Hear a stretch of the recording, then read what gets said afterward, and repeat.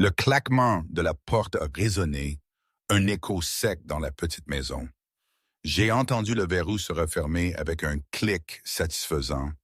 Ma respiration était coupée et je me suis retrouvé à glisser le long du bois, mes deux enfants serrés contre ma poitrine. Mon dos collé au panneau froid, je sentais mon cœur martelé contre mes côtes, une cadence frénétique qui n'avait rien à envier à la pluie torrentielle qui martelait le porche.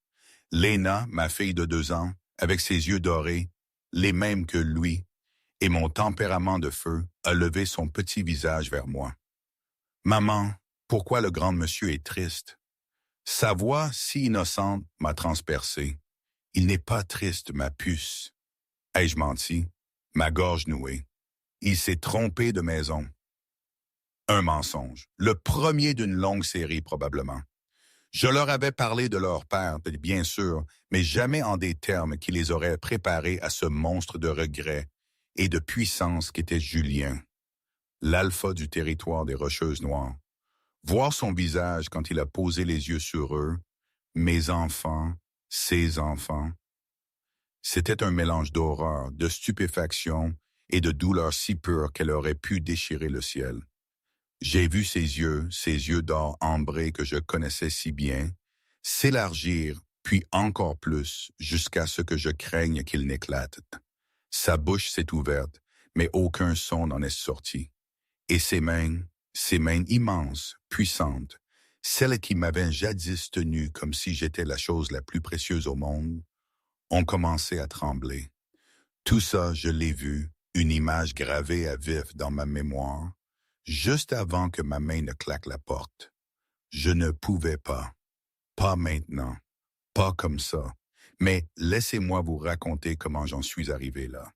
Ou plutôt, par où commencer. Mon esprit a tendance à divaguer quand je pense à tout ça.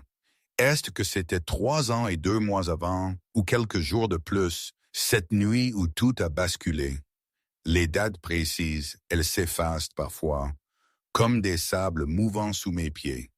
Ce qui reste, c'est le choc, la douleur, la sensation d'être à la fois vide et rempli de rage. Je m'appelais Mary Whitmore, et on disait que j'étais la femme la plus chanceuse du monde. C'était il y a une éternité. Un peu plus de 3 ans, je pense. J'avais épousé Julien Crane, l'alpha roi du territoire le plus puissant du sud de la France, les Rocheuses Noires. Imaginez, moi une orpheline, une oméga issue d'une meute modeste des confins de la Drôme, propulser Luna d'un domaine qui comptait plus de pièces dans son château que ma meute d'origine ne comptait de membres. Je portais des robes qui coûtaient plus cher que ce que ma mère gagnait dans une année. Tout le monde disait « Quelle chance !» Je me souviens de la première fois que nous nous sommes rencontrés. C'était lors d'un bal d'accouplement immense, le genre où des centaines de loups se pressent, la musique envoûtante, la lumière des bougies scintillantes, et moi, caché dans un coin, vêtu d'une robe empruntée, 2 tailles trop grandes, souhaitant n'être nulle part ailleurs. Puis, la foule s'est écartée, et il était là, grand, imposant, des cheveux sombres, une mâchoire qu'on aurait dit sculptée dans du granit, et ses yeux, des yeux dorés, ambrés, qui se sont posés sur moi de l'autre bout de la pièce, comme si j'étais la seule personne au monde. Le lien. Oh, ce lien! Il nous a frappés tous les deux en même temps. Je l'ai senti dans ma poitrine, une attraction si puissante qu'elle m'a coupé le souffle, comme un hameçon planté sous mon sternum, me tirant vers lui. Il a traversé la pièce en 4 grandes enjambées. La foule s'est dispersée. Les loups se sont littéralement bousculés pour lui laisser le passage. Il s'est arrêté devant moi, m'a regardé de haut. J'ai levé les yeux vers lui et il a prononcé un seul mot, si simple, si définitif. Mienne. 6 mois plus tard, j'étais sa Luna, sa reine, tout pour lui. Ou du moins, c'est ce que je pensais. La première année fut un rêve. Ce genre de rêve dont on redoute de se réveiller parce qu'on sait au plus profond de ses os que la vraie vie ne peut pas être aussi belle. Julien était tout. Protecteur sans être contrôlant, fort sans être dur. Il rentrait des réunions du conseil et me trouvait à la bibliothèque, et il s'asseyait simplement avec moi. Pas de paroles, pas de besoin, juste assez près pour que nos épaules se touchent. Il avait appris que j'aimais le thé à la camomille avant de dormir. Chaque nuit, sans exception, il y avait une tasse chaude sur ma table de chevet. Il n'en parlait jamais. Je ne demandais jamais. Il avait appris que j'avais des cauchemars sur mon enfance, sur la meute qui m'avait rejeté, sur la faim, le froid et l'invisibilité. Et les nuits où je me réveillais en suffoquant, il me serrait contre sa poitrine et pressait ses lèvres sur mes cheveux en disant « Tu es ici, tu es en sécurité, tu es mienne. Redis-moi un peu tes rêves d'enfant, on les rendra réels. » Et je le croyais. Je croyais chaque mot. Les fissures sont apparues la deuxième année, des petites choses au début, des détails que j'ai minimisés, parce que c'est ce qu'on fait quand on aime quelqu'un. On lisse les aspérités. On comble les lacunes avec la confiance. Il a commencé à travailler plus tard. Des réunions du conseil qui duraient après minuit. Des conflits frontaliers qui exigeaient son attention personnelle. Un territoire ne se gère pas tout seul, Marie, tu comprends? Je comprenais. Il devenait distrait, présent physiquement, mais l'esprit ailleurs. Je lui parlais pendant le dîner et son regard s'égarait. Je lui tendais la main et je sentais une micro-hésitation avant qu'il ne la prenne. Je le remarquais.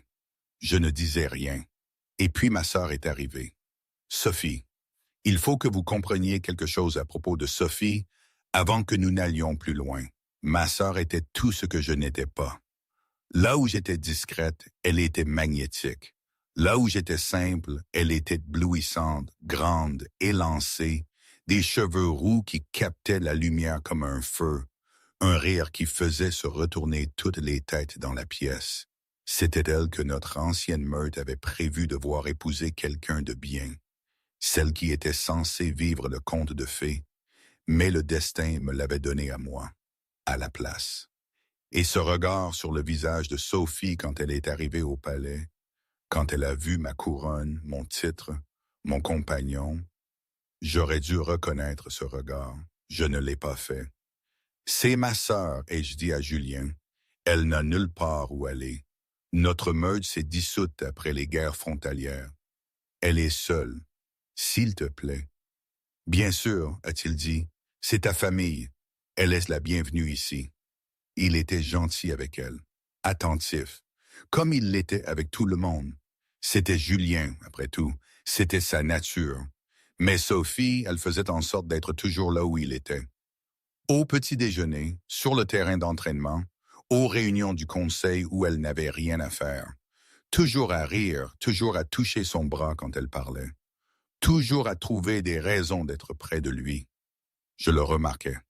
Je ne disais rien, parce que c'était ma sœur et il était mon compagnon.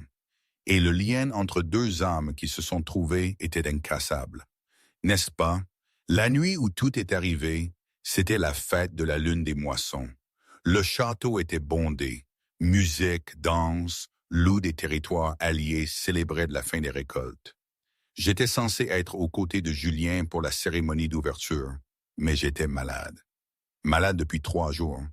Des nausées par vagues, des vertiges qui allaient et venaient. Je pensais que c'était le stress, le surmenage, la pression d'être Luna pendant la saison la plus chargée de l'année. Je ne savais pas encore. Ne savais pas que la nausée n'était pas le stress, que le vertige n'était pas le surmenage, que mon corps était déjà en train de changer, de grandir, de porter déjà les 2 minuscules vies qui deviendraient de mon monde entier. Je ne savais pas que j'étais enceinte. Je savais juste que j'étais malade et épuisé. Et quand j'ai dit à Julien que je ne pouvais pas assister à la cérémonie, il a embrassé mon front et m'a dit « Repose-toi, je m'en occupe ». Je me suis reposé environ 2 heures, puis je me suis senti mieux. La nausée est passée, l'énergie est revenue, et j'ai pensé que j'allais le surprendre, arriver à la fête, le trouver, danser avec mon compagnon sous la lune des moissons. Je me suis habillé, coiffé, j'ai enfilé la robe dorée qu'il aimait tant. La fête battait son plein quand je suis arrivé. Musique, rire, des centaines de loups buvant et dansant sous la lumière lunaire. J'ai cherché Julien. Il n'était pas dans la grande salle, pas sur la terrasse, pas dans le jardin. Son parfum m'a mené à l'étage, à l'aile privée, à notre chambre. La porte était légèrement ouverte. La lumière des bougies vacillait à travers l'espace. Et j'ai entendu sa voix, grave, rauque. La voix qu'il n'utilisait qu'avec moi, seulement dans le noir, seulement quand nous étions seuls, et que le monde extérieur n'existait pas. Cette voix prononçant son nom. Sophie. J'ai poussé la porte et je les ai vus. Mon compagnon, mon roi, l'homme qui laissait du thé à la camomille sur ma table de chevet chaque nuit, dans notre lit, avec ma sœur. Il y a un moment très spécifique où quelque chose se brise si complètement en vous que vous ne ressentez plus rien du tout. Aucune douleur, aucune rage, aucun chagrin, juste le vide. Un vaste rien blanc et bourdonnant qui remplit tout votre corps, de la plante des pieds jusqu'au sommet de la tête. Je suis resté là, dans l'embrasure de la porte, et je n'ai rien ressenti. Julien m'a vu le premier. Ses yeux dorés qui m'avaient regardé avec tant d'amour, se sont écarquillés d'horreur. Marie. Sophie s'est retournée et son regard, ce n'était pas de la culpabilité. Ce n'était pas de la honte, c'était du triomphe. Un petit sourire satisfait, victorieux, qui disait « Enfin, enfin, tu sais que ce que j'ai toujours su, que tu n'as jamais été suffisante. » J'ai fermé la porte doucement, délicatement, comme on ferme un cercueil. Marie, sa voix, derrière le bois, des pas, la poignée de porte qui s'agite. « Marie, attends, laisse-moi t'expliquer. Ce n'est pas que... » C'est exactement ce que ça semble être, ai-je murmuré. Mais il n'a pas pu m'entendre parce que j'étais déjà en train de m'éloigner. J'ai fait une seule valise. Une seule. Je n'ai pas pris les robes, les bijoux, la couronne, les tuniques de Luna, les cadeaux qu'il m'avait faits pendant 2 ans de mariage. J'ai pris le médaillon de ma mère, un rechange de vêtements, le peu d'argent que j'avais mis de côté, et je suis parti. Je n'ai pas utilisé les portes principales. Julien aurait des gardes partout en quelques minutes. J'ai pris le passage par la vieille cuisine, celui que les domestiques m'avaient montré des mois auparavant, quand j'explorais le château. Il menait au sentier de montagne derrière le mur est. La nuit était froide. La lune des moissons planait au-dessus de moi comme un projecteur, comme si même le ciel voulait s'assurer que je puisse voir chaque étape de ma propre destruction. J'ai couru sous forme humaine. Je ne pouvais pas risquer de me transformer. Pas avec des loups patrouillant les frontières. J'ai couru à travers la forêt, les branches déchirant ma robe dorée, les pierres coupant mes pieds nus. Je n'avais pas pris le temps de mettre des chaussures. Ça n'avait pas d'importance. Rien n'avait d'importance. J'ai couru jusqu'à ce que la forêt se termine et que la route commence. J'ai couru jusqu'à ce que mes poumons brûlent et que mes jambes lâchent.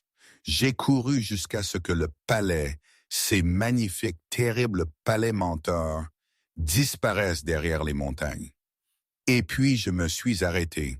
J'étais là, sur une route de terre au milieu de nulle part, vêtu d'une robe dorée déchirée, pieds nus, avec juste un médaillon et un cœur brisé. Et j'ai ri. Parce que faire d'autre quand le rêve se transforme en cauchemar? Quand le conte de fées se révèle être un mensonge? Quand l'homme qui a dit « tu es mienne » voulait en fait dire « tu es mienne, mais elle aussi », on rit, et puis on disparaît. J'ai trouvé Valombré 3 jours plus tard, une petite ville humaine nichée entre des montagnes qui empêchaient la plupart des territoires de loups de même savoir qu'elle existait. Population, 800 âmes, pas de meute, pas de loups, personne qui reconnaîtrait l'ancienne Luna du territoire des Rocheuses Noires. J'ai loué une chambre au-dessus d'une boulangerie.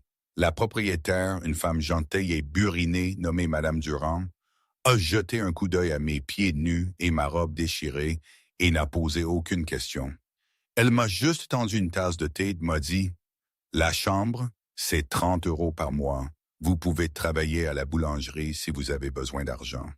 On ouvre à 5 heures. » J'ai commencé le lendemain matin et j'ai construit une nouvelle vie, une petite vie, une vie tranquille, une vie qui me convenait, comme ce palais ne l'avait jamais fait. Je me levais à 4h30, je cuisais le pain, je servais les clients, j'ai appris à faire des pâtisseries, du café et ce genre de pain au levain pour lequel les gens faisaient 40 minutes de route. J'ai loué un petit chalet en bordure de ville, minuscule, 2 pièces, un jardin où je cultivais des herbes, des tomates et de la lavande qui faisaient sentir toute la maison comme l'été. Je me suis fait des amis lentement, avec précaution, comme un animal blessé apprend à faire confiance de nouveau. Madame Durand, son mari Monsieur Henri, la bibliothécaire Élise, le docteur Pierre, qui fut la première personne de Valombré à connaître mon secret, car 6 semaines après mon arrivée, la nausée est revenue, et cette fois, je savais que ce n'était pas le stress. Des jumeaux? Je portais des jumeaux. Mes genoux ont heurté le sol du cabinet médical. Pierre m'a rattrapé avant que je ne tombe. C'est une bonne nouvelle ou une mauvaise nouvelle? A-t-il demandé prudemment. J'ai fixé l'image de l'échographie. 2 minuscules battements de cœur. 2 minuscules vies grandissant à l'intérieur du corps d'une femme qui n'avait rien. Pas de compagnon, pas de meute, pas de maison, pas d'argent, au-delà de ce qu'une boulangerie payait. Les deux, ai-je murmuré, c'est les deux. Pierre est devenu mon ancre. Pas de manière romantique, jamais ça, mais en tant qu'ami humain stable et fiable, qui me conduisait à mes rendez-vous, montait un lit d'enfant d'occasion et discutait avec moi des vitamines prénatales. Tu dois manger plus, Marie. Je mange beaucoup. Tu manges du pain. Tu travailles dans une boulangerie et tu manges du pain à chaque repas. Ce n'est pas un régime prénatal. Le pain est un groupe alimentaire. Le pain est un aliment, pas un groupe. Il y a une différence. J'ai souri plus durant ces mois que pendant la dernière année passée au palais. Non pas parce que j'étais heureuse, pas entièrement, mais parce que pour la première fois de ma vie, je construisais quelque chose qui était à moi. Pas donné, pas assigné, pas dépendant d'un lien d'âme, d'une couronne ou d'un homme qui promettait l'éternité et livrait la trahison. À moi. Les jumeaux sont arrivés en avance. 36 semaines, une tempête de neige. Pierre roulait avec ses mains crispées sur le volant à travers des routes verglacées jusqu'à l'hôpital le plus proche. À 40 minutes de là, pendant que je serrais le tableau de bord et respirais à travers des contractions qui me donnaient l'impression de me fendre en deux. Léna est arrivée la première, hurlante, furieuse, les yeux dorés grands ouverts dès la première seconde, les yeux de son père. J'ai failli craquer là, dans la salle d'accouchement, failli me briser en 1000 morceaux que personne n'aurait pu réassembler. Puis Paul est arrivé, calme, attentif, des cheveux sombres comme son père, mais mes yeux marrons, stables, sereins. 2 petites personnes qui n'avaient aucune idée que leur mère pleurait pour des raisons qui n'avaient rien à voir avec la douleur du travail et tout à voir avec le fait qu'ils ne sauraient jamais. Ils ne le connaîtraient jamais. Et c'était mon choix, ma décision, ma protection. Parce que je savais avec une certitude absolue que si Julian Crane découvrait qu'il avait des enfants, il viendrait les chercher. Pas moi, eux. Un alpha roi a besoin d'héritiers.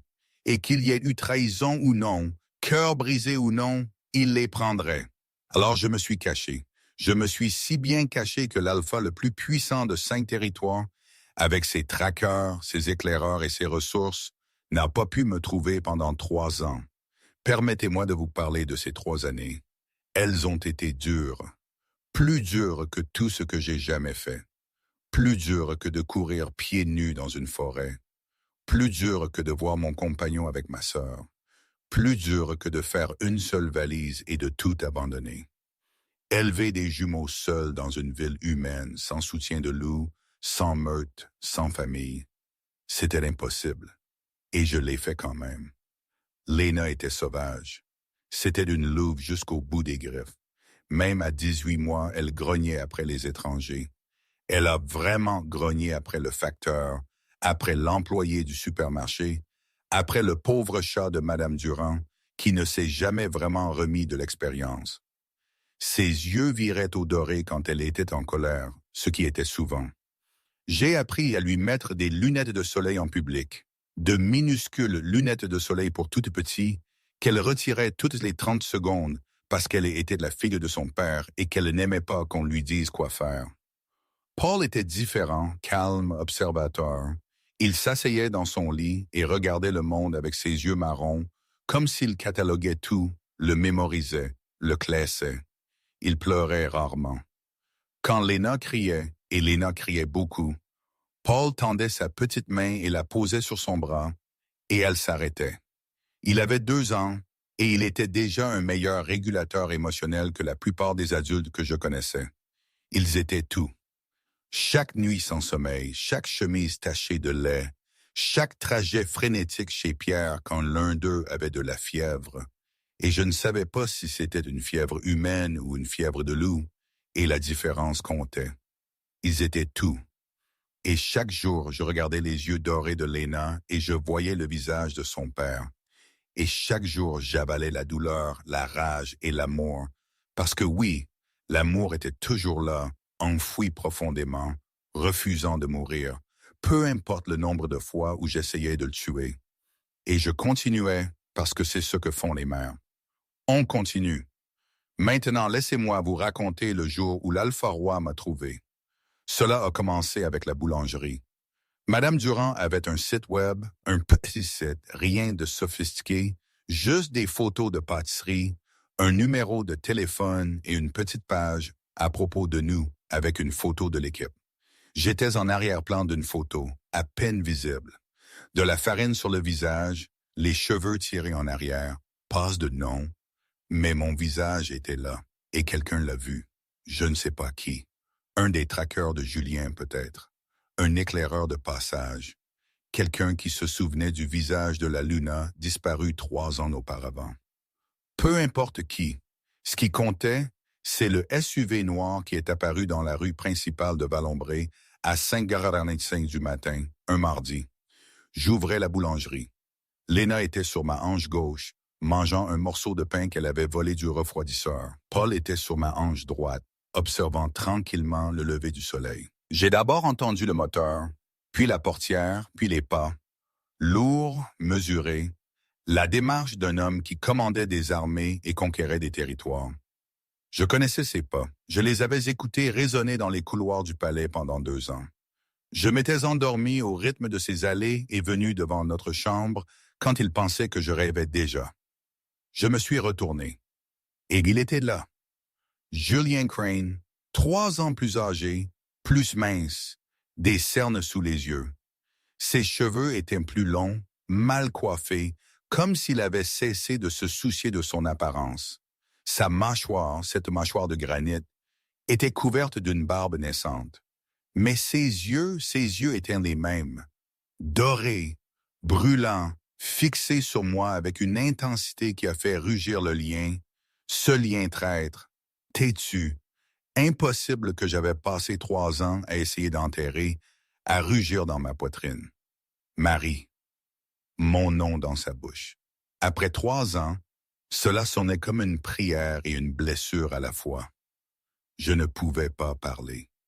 Et puis Léna, ma magnifique, impossible, parfaitement timée fille, a tourné ses yeux dorés vers l'étranger et a dit « Maman, pourquoi il sent comme nous ?» Le son que produit Julien. J'ai entendu des loups hurler de chagrin. J'ai entendu des guerriers crier au combat. J'ai entendu des cris de mort d'animaux et les plaintes de mères et tous les sons terribles que ce monde a à offrir. Aucun d'entre eux ne se comparait au son qui est sorti de Julien Crane quand il a réalisé que les tout petits dans mes bras avaient ses yeux. Maintenant, vous savez le moment où j'ai commencé, la porte qui claque, le verrou, mon dos contre le bois, 2 enfants serrés contre ma poitrine. Mais l'histoire ne s'arrête pas là, parce que l'Alpha Roi n'est pas parti. Il est resté assis sur mon porche, sous la pluie pendant 6 heures. Je le sais parce que j'ai vérifié. Toutes les 30 minutes, je tirais le rideau et je regardais. Et à chaque fois, il était là, assis sur les marches en bois, trempé, la tête entre les mains, immobile. Il n'a pas frappé à la porte, n'a pas utilisé sa voix d'alpha, n'a pas ordonné, ni menacé, ni exigé. Il est juste resté là. À midi, Léna a tiré ma manche. Maman, le monsieur triste est toujours dehors. Je sais, ma puce. Il a froid? Probablement. On devrait lui donner une couverture. Ma fille, 2 ans, offrant une couverture à l'homme qui avait brisé le cœur de sa mère. Non, Léna. Pourquoi pas? Parce que certaines personnes ne méritent pas de couverture. Mais tu dis toujours que tout le monde mérite d'être au chaud. J'ai fermé les yeux. Elle a raison. Qu'est-ce qu'on doit faire dans ce genre de situation, vous? Vraiment? Qu'est-ce que vous auriez fait, vous? À 14 heures, Pierre est apparu. J'ai entendu des voix dehors, étouffées par la porte. Qui êtes-vous? La voix de Pierre, protectrice, suspicieuse. Je dois voir Marie. La voix de Julien, rauque, brisée. Elle ne veut pas vous voir et vous effrayez mes patients. J'ai une clinique à 2 pas. Bougez. Je ne pars pas. J'appelle la police. Appelez-les. Pierre a frappé à ma porte. J'ai ouvert un entrebâillement. Marie, il y a un homme très grand, très mouillé et très têtu sur ton porche qui dit qu'il ne partira pas avant que tu lui parles. Dois-je m'inquiéter? J'ai regardé par-delà Pierre. Les yeux de Julien ont trouvé les miens à travers la fente et l'expression sur son visage, brute, désespérée, anéantie. C'est bon, Pierre, je le connais. Tu le connais comment? J'ai hésité. C'est leur père. Pierre a regardé les jumeaux, a regardé Julien, est revenu vers moi. Tu veux que je reste? Non, je dois faire ça seul. Pierre est parti à contre-cœur, jetant 3 regards en arrière. J'ai ouvert la porte. Julien s'est levé. L'eau coulait de lui en cascade. Il tremblait, pas de froid. Les loups n'ont pas froid, mais de quelque chose d'autre. Quelque chose que je n'avais jamais vu chez lui auparavant. La peur. L'Alpha Roi avait peur. Bien, vous avez 5 minutes. Et je dis, Marie, 5 minutes. Ensuite, vous partez et vous ne revenez jamais. Il a tressailli, vraiment tressailli, comme si je l'avais frappé. Est-ce que je peux entrer? Non. D'accord. Il a dégluti difficilement. D'accord, je le mérite. Vous méritez pire. Je sais. Nous sommes restés là, moi dans l'embrasure de la porte, lui sur le porche, la pluie tombant entre nous comme un rideau. Ils sont à moi, a-t-il dit. Ces enfants là-bas, ils sont à moi. Ils sont à moi, l'ai-je corrigé. Je les ai portés, je les ai mis au monde, je les ai élevés. Je les ai élevés seuls pendant 3 ans. Ils sont à moi. Marie, tu n'as pas le droit de prononcer mon nom comme ça.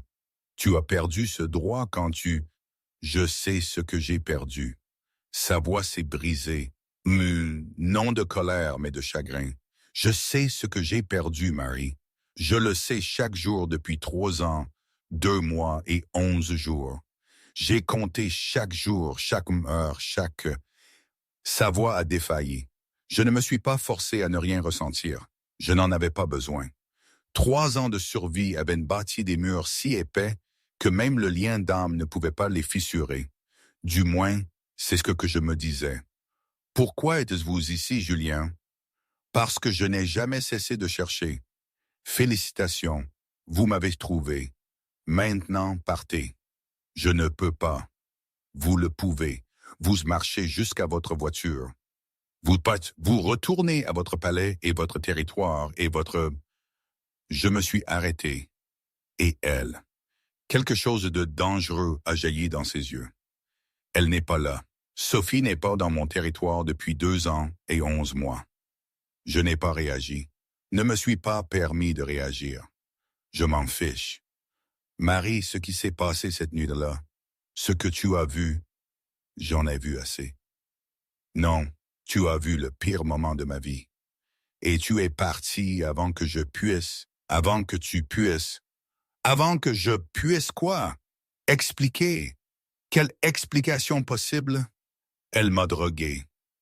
Silence, la pluie est tombée. Je l'ai fixé. Sophie m'a drogué, a-t-il répété. Sa voix était creuse, monocorde. La voix d'un homme qui avait prononcé ces mots 1000 fois sans jamais être cru. De l'extrait de Wolfen combiné à de la fleur de lune, ça supprime le lien d'âme. Ça supprime tout. Jugement, mémoire, contrôle. Je ne savais pas ce qui se passait avant que tu ne sois déjà dans l'embrasure de la porte. Mes mains tremblaient. Je les ai pressées contre le chambranle pour rester stable. C'est commode. C'est la vérité. Comment saurais-je ça? Comment saurais-je que tout ce que vous dites est la vérité? Parce que j'ai déchiré mon propre territoire en cherchant des preuves. Ça a pris 3 mois. Elle avait bien couvert ses traces, mais j'ai trouvé le fournisseur de Wolfen. J'ai trouvé la source de fleurs de lune. J'ai trouvé des messages entre Sophie et une meute rivale qui voulait te faire disparaître en tant que Luna. C'était planifié, Marie, tout ça. Ta sœur voulait que tu partes. Elle voulait mon trône. Et elle m'a utilisé pour y arriver. Je ne pouvais plus respirer. Je croyais que tu étais tout mon monde, a-t-il continué. Et elle le savait. Elle savait que la seule façon de nous briser était de te faire croire que j'avais choisi quelqu'un d'autre. Alors, elle a fabriqué exactement ça. Ma vision s'est brouillée, pas à cause des larmes. Je ne lui donnerai pas de larmes, de rage. Un moment, ici, je dois faire une pause. Tout ça, cette histoire de drogue, de meute rivale, c'était tellement rocambolesque, non? J'ai vérifié les faits plus tard, bien sûr, après mûre réflexion. Mais sur le moment, là, c'était d'une absurdité tellement cinglante. Je veux dire, on parle d'un loup-garou, un alpha-roi, avec tous ses sens hyper développés, qui se fait droguer et manipuler. Dans ma tête, ça ne tenait pas. Ma logique humaine criait à l'imposture. Je me disais, il invente n'importe quoi pour se dédouaner. C'était trop facile, trop roman de guerre. Mais en même temps, l'horreur dans ses yeux, la conviction dans sa voix, c'était là que la réalité rejoignait la folie. Peut-être que les choses complexes ne sont pas toujours logiques. Peut-être que parfois, le complot est juste le complot. Je ne sais pas. C'est le genre de chose qui fait douter de tout, même de soi-même. Qu'est-ce qui est vrai? Qu'est-ce qui est juste une histoire? Enfin, retour à l'histoire, j'ai suffisamment digressé. Où est-elle maintenant? Ma voix était de glace. Disparue, définitivement. Elle ne posera plus jamais le pied sur aucun territoire allié. La meute rivale qui l'a aidée a été dissoute. Je m'en suis occupé. Vous vous en êtes occupé. Qu'aurais-je pu faire d'autre? Tu étais parti. Je ne pouvais pas te trouver. J'ai cherché, Marie. J'ai cherché partout. Chaque territoire, chaque meute, chaque ville, chaque village, chaque cité. J'ai passé 3 ans et utilisé toutes les ressources que j'avais à essayer de trouver la femme qui avait disparu comme de la fumée. Et maintenant, vous m'avez trouvé. Et maintenant, je t'ai trouvé. Un autre silence. Et eux. Oui, et eux. Il a regardé par-delà moi, vers le chalet où Léna se tenait dans le couloir, ses petits bras croisés et ses yeux dorés plissés vers l'étranger. Elle me ressemble, a murmuré Julien. Elle agit comme vous, aussi, têtue, bruyante, refuse d'écouter quiconque. Un son lui a échappé, moitié rire, moitié sanglot. Et le garçon, Paul, il est calme, il observe tout, comprend les choses avant tout le monde. Comme vous, je n'ai rien dit. Marie, je sais que je n'ai aucun droit. Je sais à quoi ça ressemble. Je sais que tu as toutes les raisons de claquer cette porte et de ne plus jamais l'ouvrir. Alors pourquoi êtes-vous toujours là? Parce que je t'aime. Je t'ai aimé chaque seconde de chaque jour depuis la nuit où tu as disparu. Je t'ai aimé quand je déchirais mon royaume en cherchant des réponses. Je t'ai aimé quand je traquais ta sœur. Je t'ai aimé quand je me réveillais chaque matin dans notre lit, seul, et que ton parfum s'estompait, et que je pensais que je pouvais en mourir. Sa voix a baissé, et je les aime. J'aime ces deux enfants dont je viens de découvrir l'existence. Je ne les connais pas. Je ne connais pas leur plat préféré, ni l'heure de leur coucher, ni s'ils aiment les livres ou les chansons, ni ce qui les fait rire. Mais je les aime, parce qu'ils sont à toi et tu es à moi. Même si tu me détestes, même si tu ne me pardonnes jamais, même si tu claques cette porte et que tu disparais de nouveau. Il a reculé du porche sous la pluie. Je vais rester dans cette ville. J'ai vu un motel sur la route principale. Je serai là, pas pour te faire pression, pas pour forcer quoi que ce soit, mais parce que je viens de découvrir que j'ai deux enfants et je ne suis pas capable d'être à plus d'1 kilomètre d'eux en ce moment. Il m'a regardé une dernière fois. 5 minutes. Tu m'as donné 5 minutes. Et je suis reconnaissant pour chaque seconde. Il s'est retourné et s'est éloigné. J'ai fermé la porte. Je me suis écroulé par terre et les larmes que j'avais retenues pendant 3 ans, les larmes que j'avais avalées, enterrées, niées et refusé de verser, sont venues. Il est resté. Pas seulement cette nuit-là.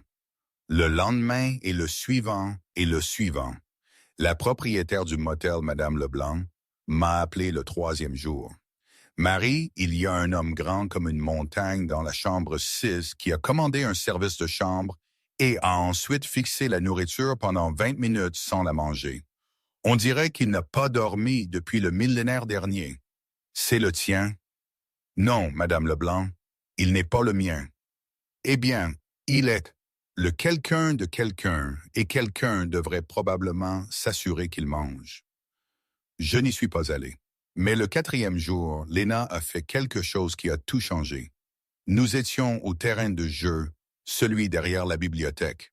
Les jumeaux étaient sur les balançoires et j'étais assise sur le banc, faisant semblant de lire, quand Léna a soudainement cessé de se balancer, a sauté. Elle avait 2 ans. Cet enfant n'avait aucune peur.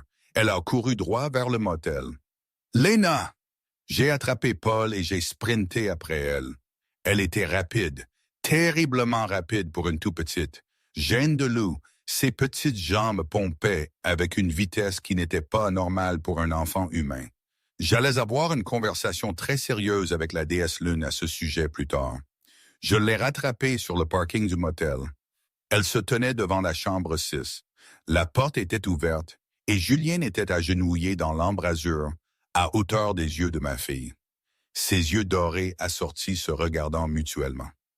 Léna a tendu la main et a touché son visage. « Tu as mes yeux », a-t-elle annoncé.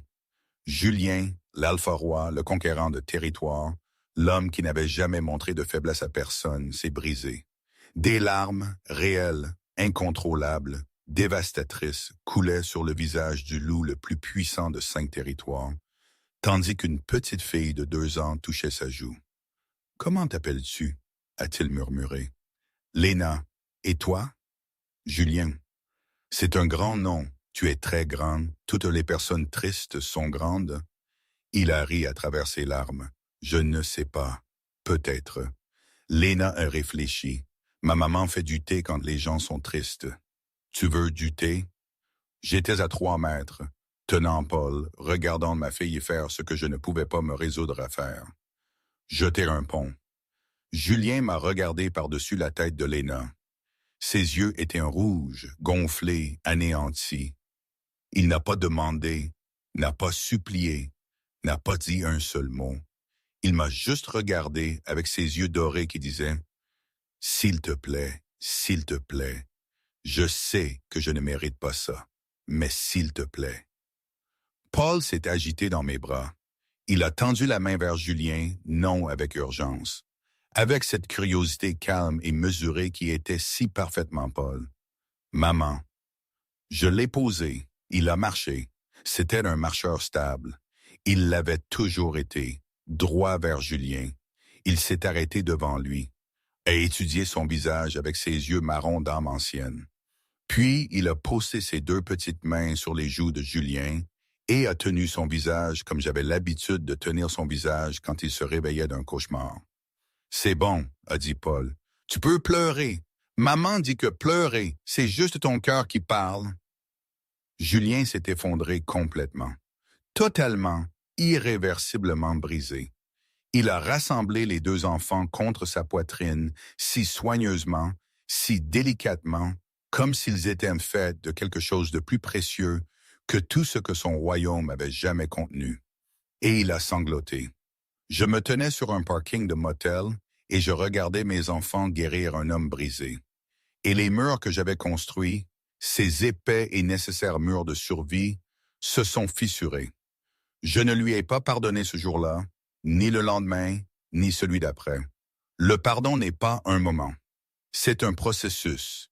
Et je n'étais pas prête à traiter autre chose que la réalité que mes enfants avaient rencontré leur père. Et ils l'ont aimé instantanément. Dévastateur, complet. Léna l'a revendiqué comme un nouveau jouet. Elle l'a traîné au terrain de jeu, l'a forcé à la pousser sur les balançoires, l'a fait s'asseoir dans le bac à sable.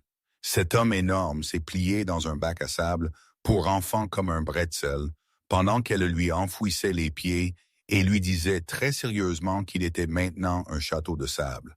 Paul était plus lent, plus prudent.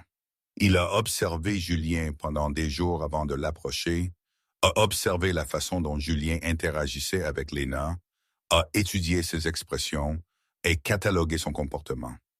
Puis un soir, tranquillement, sans annonce, Paul est monté sur les genoux de Julien alors qu'il était assis sur mon porche et s'est endormi.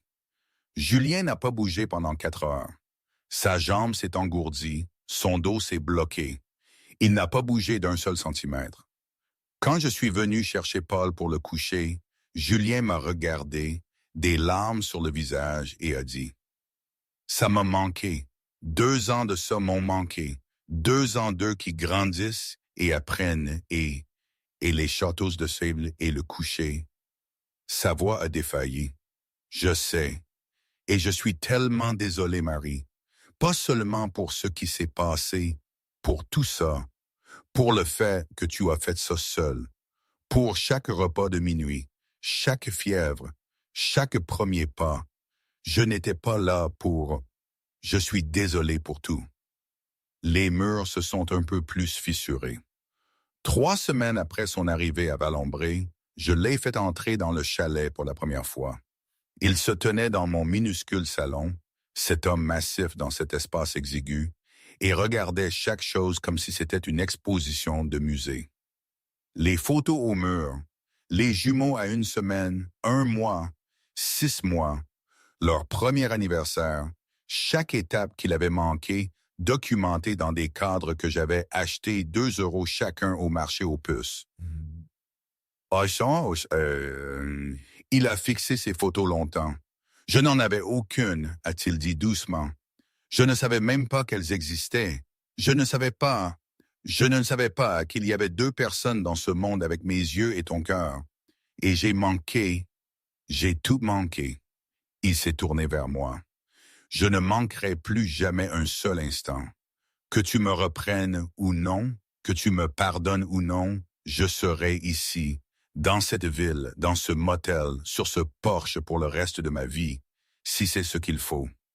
Je vous crois. Il a cligné des yeux. Vous croyez? Je crois que vous allez rester. Je crois que vous les aimerez. Je crois que vous les aimez. Je crois que vous voulez être leur père. J'ai fait une pause. Je ne suis pas prête à croire le reste. Pas encore. Il a hoché la tête lentement. J'attendrai. Vous risquez d'attendre longtemps. Oui. J'ai déjà attendu 3 ans.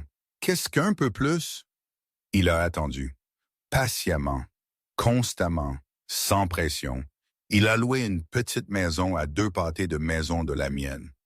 Il accompagnait les jumeaux à la boulangerie tous les matins pendant que j'ouvrais. Il les récupérait tous les après-midi pendant que je fermais.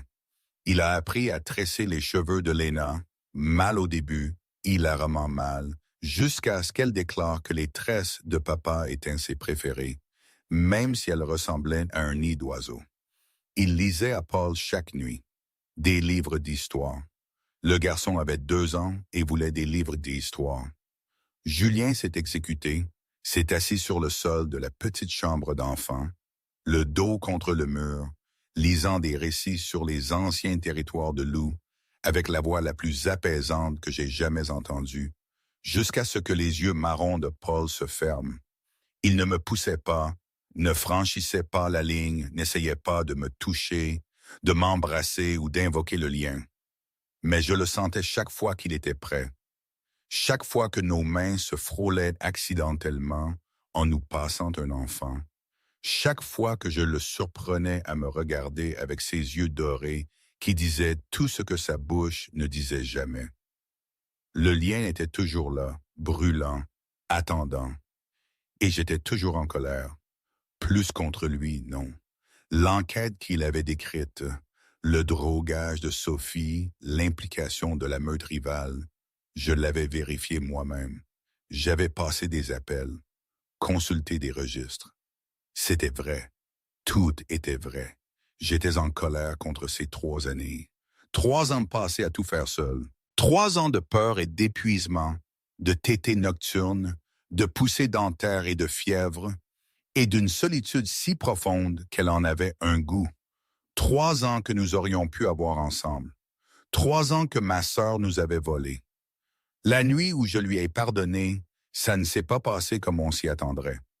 Pas de grands gestes, pas de discours, pas de moments dramatiques. C'était un mercredi, à 23 heures. Paul avait de la fièvre. Une fièvre de loup, le genre qui monte dangereusement haut parce que leur petit corps luttait entre le côté humain et le côté loup. J'étais paniqué. Pierre était à 40 minutes. Le guérisseur de meute le plus proche était à travers 2 territoires. J'ai appelé Julien. Il était à ma porte en 90 secondes, pieds nus, sa chemise à l'envers. Il avait couru. Il a pris Paul de mes bras, l'a serré contre sa poitrine et a fait quelque chose que je n'avais jamais vu auparavant. Il a fredonné, un son grave et vibrant qui venait du fond de sa poitrine. Une chose de loup, une chose d'alpha, une fréquence qui disait au loup de l'enfant, « C'est bon, ton alpha est là, ton père est là, tu es en sécurité, calme-toi, laisse la fièvre tomber. » La température de Paul a chuté en quelques minutes. Je suis resté dans ma cuisine, regardant l'alpha-roi bercer mon fils endormi, fredonnant d'une fréquence que seul le loup d'un père pouvait produire. Et j'ai pensé, j'aurais pu avoir ça depuis le début. Chaque fièvre, chaque cauchemar, chaque moment terrifiant d'élever seul des enfants loups dans une ville humaine. Il aurait pu être là. Il aurait dû être là. Et la seule raison pour laquelle il ne l'était pas, c'est parce qu'une femme en qui j'avais confiance a utilisé de la magie noire pour nous détruire. La colère n'a pas disparu, mais elle s'est détournée de lui pour se diriger vers la bonne cible. Et à sa place, autre chose a grandi. Julien a levé les yeux de son fils endormi. « Il va bien? »« Il va bien. Vous allez bien? »« Non, je ne vais pas bien. » Il est resté immobile. « Je ne vais pas bien, Julien. Je n'ai pas été bien depuis 3 ans. J'ai été forte. J'ai été capable. J'ai été la mère dont ses enfants avaient besoin. Mais je n'ai pas été bien. Marie, je suis fatigué. Je suis fatigué d'être en colère. Je suis fatigué de faire ça seul. Je suis fatigué de regarder les yeux de notre fille et de voir votre visage et d'avoir l'impression que ma poitrine s'effondre. Ma voix s'est brisée. Je suis fatigué de faire semblant que je ne vous aime pas encore. » Il s'est levé lentement, prudemment, Paul toujours bercé contre sa poitrine. Sa main libre s'est tendue vers moi, s'est arrêtée, a flotté. J'ai comblé l'écart. J'ai pressé mon front contre son épaule, celle qui ne tenait pas notre fils, et j'ai respiré. Son bras m'a enserré, me tirant vers lui, m'enveloppant contre son corps comme il le faisait autrefois, de la manière qui me faisait me sentir intouchable. Et le lien, ce lien têtu, patient, impossible, a chanté. Je l'ai senti frissonner. J'ai senti son visage se presser dans mes cheveux. J'ai senti l'humidité de ses larmes contre mon cuir chevelu. « Je suis désolé, » a-t-il murmuré. « Je suis désolé, je suis désolé, je suis désolé.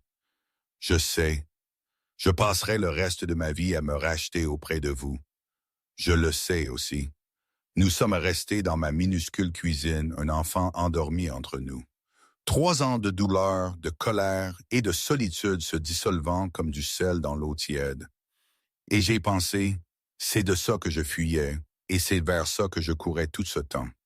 La cérémonie a eu lieu à Valombré, Aishawi, Omoré, pas au palais, pas sur le territoire. Dans le petit jardin derrière mon chalet, avec la lavande en fleurs et les jumeaux courant en cercle autour de nous. Julien portait une chemise blanche. Pas de couronne, pas de robe, juste un homme debout dans un jardin attendant son âme sœur. J'ai porté une robe d'été, jaune. Léna l'avait choisie. Madame Durand a officié. Élise a lu un poème. Pierre se tenait au fond, les bras croisés, un regard sur le visage qui disait « Je vous brise en deux si vous la blessez encore. Et aussi, je suis absolument en train de pleurer en ce moment. » Les vœux étaient simples. Moi, Julian Crane, je te prends, Mary Whitmore, comme ma compagne, ma Luna, mon cœur. Non pas parce que le lien nous a choisis, mais parce que je te choisis. Encore, chaque jour pour le reste de ma vie. Moi, Mary Whitmore, je te prends, Julian Crane, comme mon compagnon, mon roi, mon foyer. Non pas parce que je te pardonne, je travaille encore là-dessus, mais parce que je t'aime et je choisis de t'aimer même quand c'est difficile, surtout quand c'est difficile. Il a ri, un rire mouillé, brisé, magnifique. La marque a été échangée, le lien s'est solidifié. Et Léna, debout entre nous dans sa robe de demoiselle d'honneur, les yeux dorés brillants, nous a regardés tous les deux et a dit « Enfin, on peut avoir du gâteau maintenant? » On a eu du gâteau. Et c'est là que se termine l'histoire de ce soir. Pas dans un palais, pas sur un trône. Dans un petit jardin derrière une boulangerie, dans une ville que personne ne connaît. Avec un homme qui a passé 3 ans à chercher la femme qu'il avait perdue et une femme qui a passé 3 ans à construire une vie suffisamment forte pour survivre sans lui et 2 enfants aux yeux dorés qui les ont ramenés l'un à l'autre. Et aujourd'hui, je ne sais pas. Parfois, je pense que c'était la meilleure chose qui pouvait m'arriver. Parfois, je pense que j'ai fait une erreur. Probablement les deux. C'est ça la vie, non? Rien n'est évident. Rien n'est de parfait, mais c'est la mienne.